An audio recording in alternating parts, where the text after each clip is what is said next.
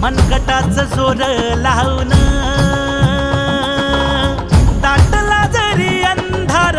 एकजूट होऊ आज दिवा देऊ तेज दावर तू आभाळ आभाळ वादळ तुझं तू राजा आसमानीचं बळ